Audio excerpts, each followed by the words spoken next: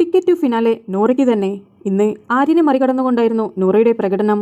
Ticket to ഫിനാലയുടെ രണ്ടാമത്തെ task ആയിരുന്നു കറക്കും തളിക. Task എന്താണെന്ന് വെച്ചാൽ സ്റ്റാർട്ടിംഗ് പോയിന്റിൽ ഒരു കറക്കും തളികയുണ്ട്. അത് കറക്കി കറക്കി അൺസ്ക്രൂ ചെയ്തെടുക്കുക.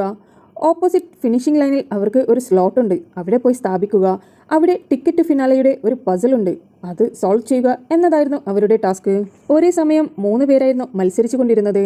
ബിഗ് ബോസ് അവസാനമായിട്ടായിരുന്നു എല്ലാവരും എടുത്ത സമയത്തിന്റെ ദൈർഘ്യം പറഞ്ഞു കൊടുത്തത്. എല്ലാവരുടെയും പ്രതീക്ഷ അക്ബർ ആയിരുന്നു ടാസ്കിൽ വിൻ ചെയ്യുക എന്നതായിരുന്നു. എന്നാൽ എല്ലാവരെയും കടത്തി വെട്ടിക്കൊണ്ടുള്ള ഒരു വിജയമായിരുന്നു നൂറയ്ക്കുണ്ടായിരുന്നത്. ടാസ്കിൽ 1-ാം സ്ഥാനം നൂറയ്ക്ക് 9 പോയിന്റ് കരസ്ഥമാക്കി. നെവിൻ 8 പോയിന്റ് കരസ്ഥമാക്കി 2-ാം സ്ഥാനത്തും. ഷാനവാസ് 7 പോയിന്റ് കരസ്ഥമാക്കി 3-ാം സ്ഥാനത്തും. അനുമോൾ 6 പോയിന്റ് കരസ്ഥമാക്കി 4-ാം സ്ഥാനത്തും. സാബുമാൻ 5 പോയിന്റ് കരസ്ഥമാക്കി 5-ാം സ്ഥാനത്തും. അക്ബർ 4 പോയിന്റ് കരസ്ഥമാക്കി 6-ാം സ്ഥാനത്ത്. ആദില 3 പോയിന്റ് കരസ്ഥമാക്കി 7-ാം സ്ഥാനത്ത്. ആര്യൻ 2 പോയിന്റ് കരസ്ഥമാക്കി 8-ാം സ്ഥാനത്ത്. അനീഷ് 1 പോയിന്റ് കരസ്ഥമാക്കി 9-ാം സ്ഥാനത്ത്. ഇങ്ങനെയായിരുന്നു ഇന്ന് ഹൗസ്മേറ്റ്സിന് ലഭിച്ച സ്കോറുകൾ. സ്കോർ ബോർഡിൽ ഇപ്പോൾ 1-ാം സ്ഥാനത്ത് നിൽക്കുന്നത് നൂറയാണ്. നൂറയ്ക്ക് ഇന്നലെയും ഇന്നുമായി ലഭിച്ചിരിക്കുന്നത് 16 പോയിന്റുകളാണ്. ആര്യനെ കടത്തിവെട്ടിയിരിക്കുകയാണ് നൂറ.